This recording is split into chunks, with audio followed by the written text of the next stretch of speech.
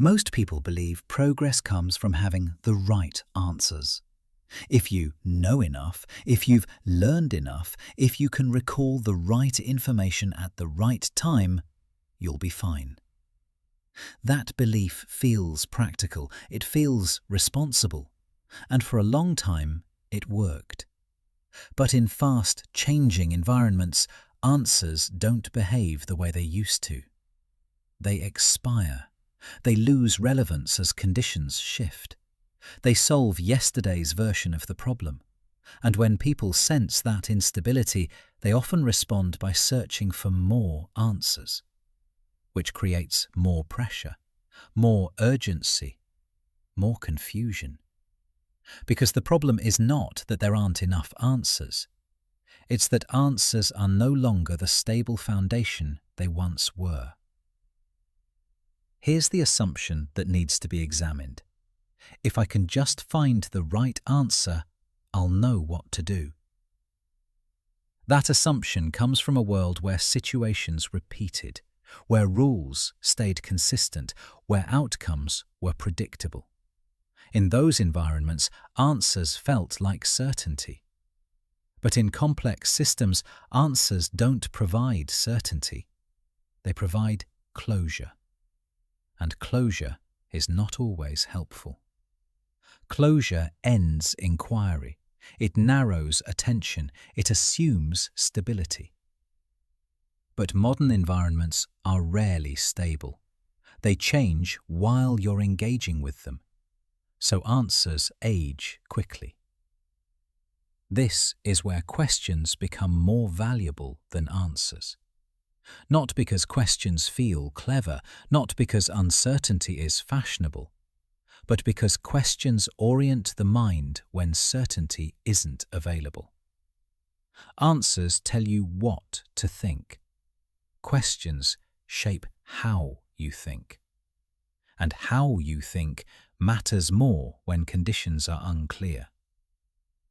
Good questions do something subtle but powerful. They keep thinking open without becoming scattered. They guide attention without pretending to predict outcomes. They allow movement without false confidence.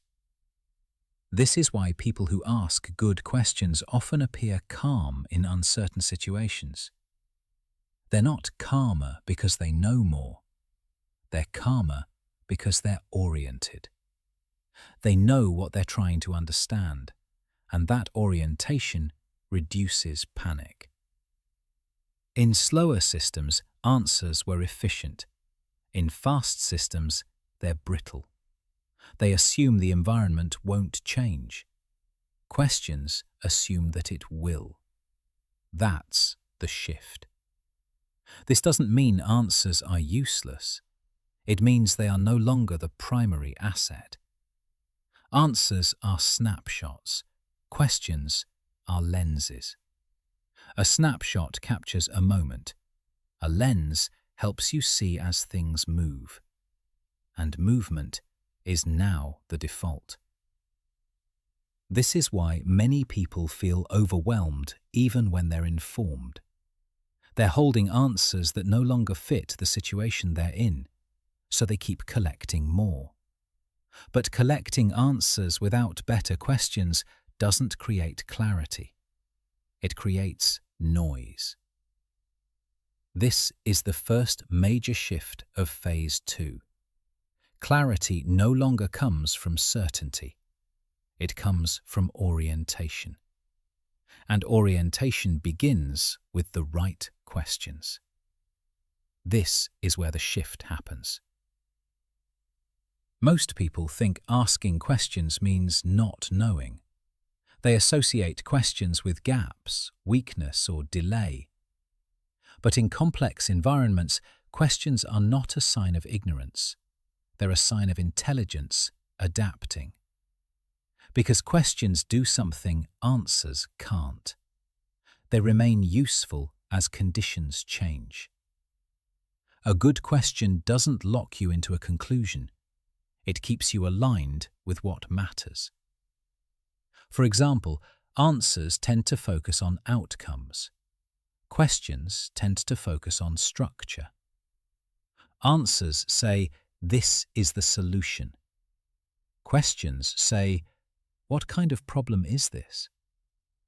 That difference is everything. When you understand the structure of a problem, you can navigate new versions of it. When you only know the answer, you're stuck when conditions shift. This is why good questions compound over time. They don't need to be replaced as often. They travel across contexts.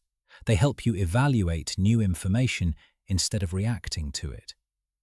And this reduces cognitive strain, because you're not starting from zero every time something changes. You're oriented. This also changes how learning feels. Instead of racing to accumulate knowledge, learning becomes a process of refinement. You're not asking, "What should I know?" You're asking, "What should I be paying attention to?" That shift alone removes a lot of pressure, because it changes your role. You're no longer trying to predict everything. You're trying to stay aligned. This is especially important in environments where information is abundant, but meaning is scarce. Answers multiply faster than understanding. Questions slow things down just enough for meaning to form.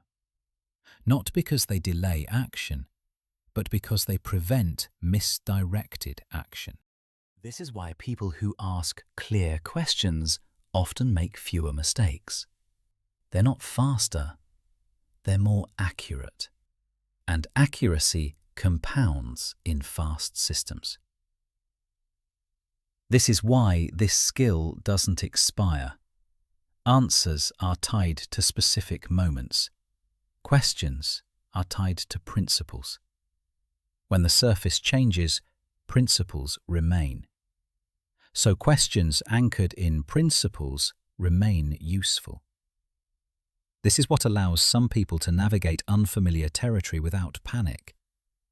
They don't need certainty to move. They need orientation. They need to know what kind of situation they're in, and questions provide that. This also explains why rushing for answers often increases anxiety. Answers promise resolution. When that resolution fails, confidence collapses. Questions don't promise resolution. They promise alignment. And alignment is more stable. You know what you're exploring. You know what you're watching for. You know what matters. That knowledge reduces fear, because fear thrives in disorientation. This is the quiet advantage of question-based thinking. It doesn't eliminate uncertainty. It makes uncertainty navigable, which is far more valuable, especially as systems continue to evolve. You don't need perfect answers. You need durable orientation. And durable orientation comes from asking the right kind of questions. Questions that reveal structure. Questions that clarify relevance. Questions that keep attention aligned with what actually matters. This is not about asking more questions. It's about asking better ones. And better questions don't feel frantic. They feel calm.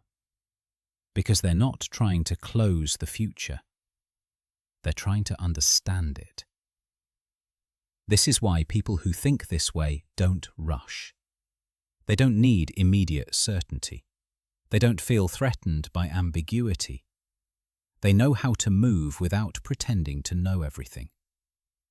And that confidence is grounded, not performative, not reactive, real. So if you felt pressure to have answers quickly, consider this reframe.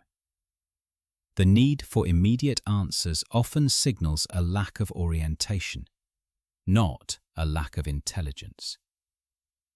When orientation improves, urgency drops, and thinking becomes usable again. Here's the landing thought for episode 6. You don't need perfect answers to move forward. You need clear questions that keep you oriented as things change. Answers close thinking. Questions keep it aligned. And in a world that won't stay still, alignment is the real advantage.